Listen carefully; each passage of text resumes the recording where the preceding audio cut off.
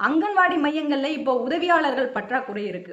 உதவியாளர்கள் இல்லாத இடங்கள்ல உதவியாளர்களுடைய வேலையை ஆசிரியர்கள் கவனிக்க வேண்டிய நிலை இருக்கு. ஒரு சில இடங்கள்ல அந்த ஆசிரியர்களை இன்னும் எக்ஸ்ட்ராவா அங்கன்வாடி மையங்களை கவனிக்க வேண்டிய நிலையும் ஏற்பட்டிருக்கு. இதனால அங்கன்வாடி ஊழியர்கள் மிகுந்த பணிச்சுமைக்கு ஆளாகி இருக்கிறாங்க. அங்கன்வாடி ஊழியர்களுடைய வேலைங்கிறது கொஞ்சம் வித்தியாசமானது. வழக்கமா செய்யற ஒரு அலுவலக வேலை மாதிரி கிடையாது. ஏன் சொல்றேன்னா, ஒரு வீட்டுல நம்ம வீட்டுல எடுத்துப்போமே, ஒண்ணு இல்லைன்னா 2 குழந்தைகள் இருந்தாவே அந்த குழந்தைகளை சமாளிக்கிறது எவ்வளவு சிரமம்னு அதை எதிர்கொள்றவங்களுக்கு நல்லாவே தெரியும். ஆனா அங்கன்வாடி மையத்துல 5 வயசுக்கு உட்பட்ட குழந்தைகள் 30ல இருந்து 40 பேர் இருப்பாங்க. அந்த குழந்தைகளை 2 பணியாளர்கள் மட்டும் கவனிச்சுக்க வேண்டிய நிலை இருக்கு.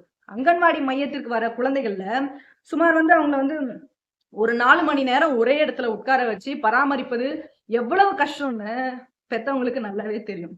அப்போ குழந்தைகள் கிட்ட அந்த உதவியாளர்கள், அந்த அங்கன்வாடி பணி ஊழியர்கள் கடுமையா நடந்துக்காம பொறுமையோடு அவர்களுடைய தேவையை அங்கன்வாடி பணியாளர்கள் செய்யறாங்க. இந்த வேலைக்கு பொறுமை ரொம்ப ரொம்ப முக்கியம். அப்படிப்பட்ட அங்கன்வாடி பணியாளர்களுக்கு மாதம் வெறும் 7,700 ரூபாய் சம்பளம் மட்டும்தான் கொடுக்கப்படுது.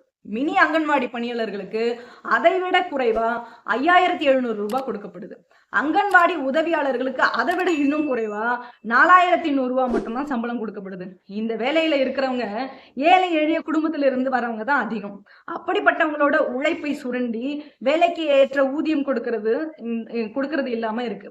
அப்ப இன்னும் கூடுதலான பணிச்சுமையும் மன உளைச்சலையும் தான் கொடுக்குது இந்த